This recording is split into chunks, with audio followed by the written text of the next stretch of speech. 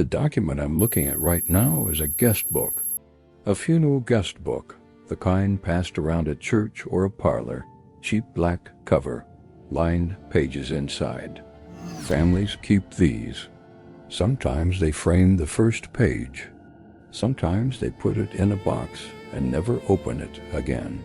The Indianapolis Police Department put this one in a case file, and for 22 years, nobody read it. That detail stopped me. Not the crime itself, though the crime is its own kind of brutal. Not the investigation, though the investigation failed in ways that should embarrass everyone who touched it. What stopped me was the guest book, because the man who killed Amy Weidner walked into her funeral, took the pen, and wrote his name down. Right there, in ink. And then he handed that book back and walked out and went home and lived his life for 2 more decades while Amy Weidner's daughter grew up without a mother. The name was in the file.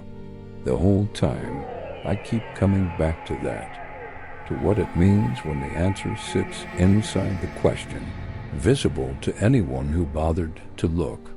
According to available records, Amy Weidner was 16 years old. She had an honors transcript and a 2-year-old daughter, and a whole life she did not get to live. And the man who took that life signed his name at her funeral. That's where this case starts for me. Here's what the record shows, and I want to be precise about this, because precision is the only thing Amy Weidner is owed at this point. November 13th, 1989, Indianapolis, Indiana. According to available records, Amy Weidner was 16 years old, an honor student, a young mother to a 2-year-old girl named Emily. She wakes up sick that morning and calls the school. She stays home. It is a Tuesday. It is, by every ordinary measure, the kind of day that disappears from memory. It does not disappear. Sometime that day.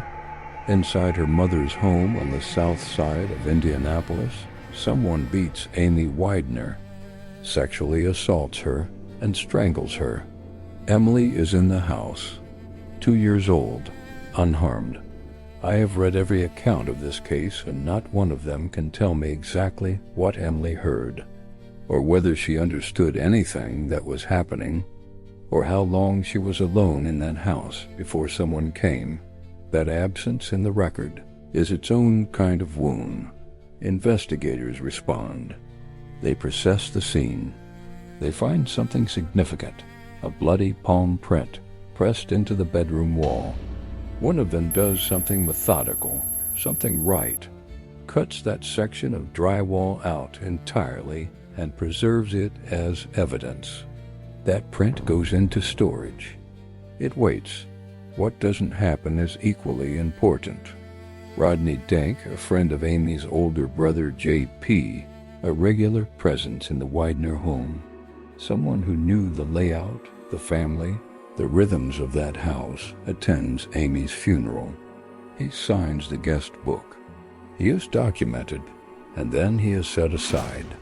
The case does not close, but it doesn't move either. I reviewed the timeline of this investigation twice, looking for the moment it should have turned. The answer I kept landing on was 1989 itself, before the decade even ended. That's when this should have moved. Instead it sits. For 22 years, it sits. I want to walk you through this carefully, because the failures in this investigation don't cluster around one bad decision. They stack. They accumulate.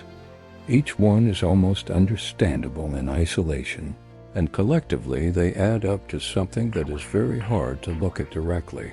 The bloody palm print exists from day one. It is physical, specific, the kind of evidence that convicts people. But in 1989, the technology for rapid database comparison isn't what it becomes. The print waits for a match that never comes because Denk has no prints on file yet. That logic I can follow. What I cannot follow is everything that comes after Dot in 2003, 14 years after the murder. A witness statement surfaces. Rodney Denk's name is in it. Documents indicate this name was noted and then not pursued for roughly 9 more years. 9 years. I've read the investigative timeline on this, and I don't have a clean explanation for that gap. Nobody I've found has given one. What happens next comes from a direction nobody anticipated. 2011. Someone who cared about Amy Weidner, a friend, creates a Facebook memorial page. The cold case detective assigned to Amy's file at that point doesn't use Facebook, doesn't know how to print the page. So the detective assigns the job to someone else. Detective Sergeant William Carter, whose entire professional background is code enforcement, neighbor disputes, administrative work. Not a homicide detective, not even close. Carter prints the page, and then he looks at Amy Weidner's photograph. What happens next is one of those moments in a case that resists easy categorization. Carter, who has never investigated a homicide in his career, becomes fixated. On his own time, without being asked, he pulls the case file and starts reading. He's not following procedure. He's following something else. Conscience, maybe. Stubbornness. The particular quality of attention that some people bring to things that other people have learned to stop seeing. Carter starts making calls. A former neighbor of the Weidner family tells him to speak with Rodney Denk. This is the first time, as far as I can reconstruct, that Denk's name reaches an investigator who is actively, physically moving toward it. Carter schedules a meeting with Denk. Denk disappears, not metaphorically. He quits his job. He clears his bank account. He tells nobody where he's going. He simply removes himself from the visible surface of his life, which is exactly what a man does when he knows what a conversation with a detective is going to cost him. That disappearance told Carter everything he needed. Now Carter has a name and a motive to look harder. He pulls Denk's arrest history minus 1,997, larceny charge minor, and with it, a palm print on file. He takes that print to the latent prints department. Match comes back positive. The bloody palm print, preserved from that bedroom wall in 1,989. The larceny arrest print from 1,997. Same hand, same person, no question. I've gone back and forth on how to characterize what that match represents. On one level, it's a forensic confirmation, clean, procedural, the system working. On another level, it's a 22-year-old scream finally reaching someone who could hear it. A 16-year-old girl's last physical evidence of what was done to her, finally arriving at its destination 2 decades too late. Police locate Denk. He's still in Indianapolis, which strikes me as important. He hadn't run far, hadn't built a new life somewhere else. He had simply receded. When officers approach him, he says, "I didn't do it." Nobody had asked him anything yet. He then cuts his own wrist with a knife and has to be subdued and transported to a hospital. Over the next 48 hours, investigators question him. His story shifts. He talks about watching the Weidner house for weeks. He introduces, then removes a possible second person. And then, according to records, he stops. He looks at the investigators and he says, "Can I just say it was me? I did everything." 22 years of distance collapsed into one sentence. Denk is charged in 2012. He pleads guilty in June 2013. The sentence is 65 years 50 for murder, 15 for rape. He will not be eligible for release until he is 73 years old. No public statement from the Weidner family has been made available in connection with this case. That silence, if it is silence, is something I understand. There are some things the camera doesn't have the right to.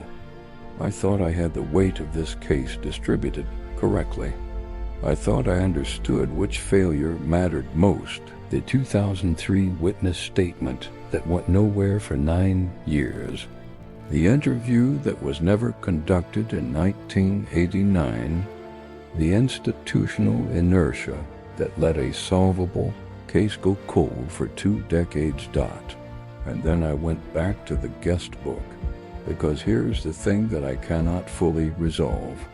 No matter how many times I walk through the sequence of events.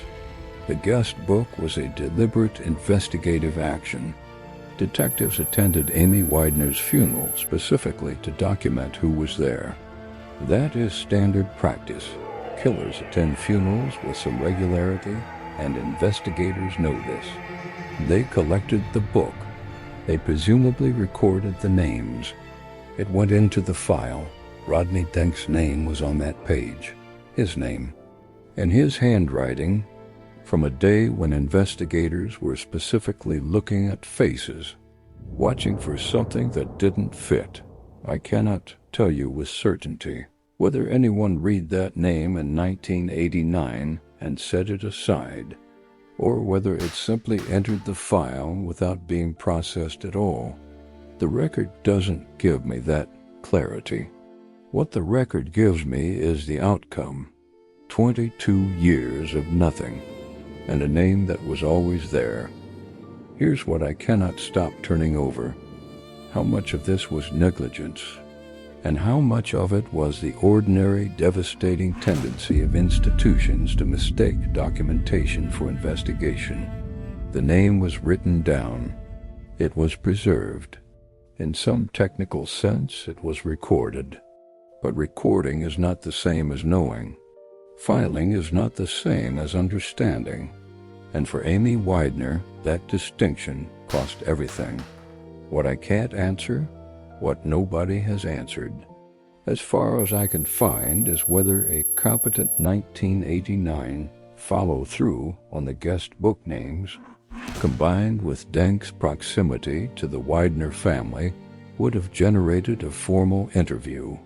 Whether that interview in 1989 with a younger and presumably less controlled Denk might have cracked him open, Emily would have been too.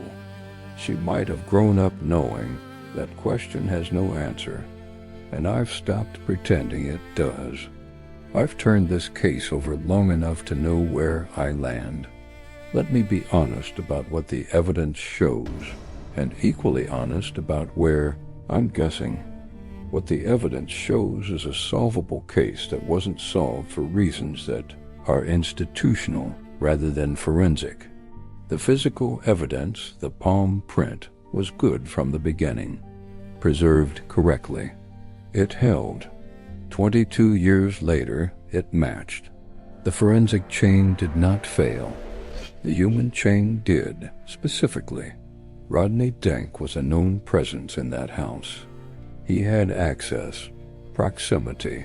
According to available records, no documented alibi has been confirmed for Denk on November 13, 1989, a competent initial canvas of Amy's social circle, her brother's friends. The regular visitors to that home should have produced his name and a formal interview. It didn't. What I believe happened, and I want to flag this as interpretation rather than established fact, is that Amy Weidner's case was under-investigated from the start in ways that reflect something uglier than incompetence alone. She was 16. She was a young mother. She was homesick on a weekday in a working-class neighborhood on the south side of Indianapolis. The cases that receive the full weight of investigative attention in any city are not distributed equally, and the cases that go cold for 2 decades are not random. I cannot prove that Amy's age and circumstances shaped the initial response, but I cannot ignore that the initial response left obvious threads unpulled. The 2003 witness statement is the hardest part of this for me to sit with. By then, Amy's case is 14 years cold. A name surfaces in a statement, Denk's name, and 9 more years pass before anything happens. Documents indicate that the exact circumstances surrounding why this statement went unacted upon for approximately 9 years are not fully reflected in available public records. Whatever the institutional explanation is, I haven't found one that satisfies me. What I find myself returning to is William Carter, the nuisance abatement officer who was handed a Facebook page to print and ended up solving a 22-year-old murder on his own time. That detail should not be heroic. It should be an indictment. The fact that a case required an off-procedure, non-homicide officer acting on personal conscience to reach resolution is not a story about one good man.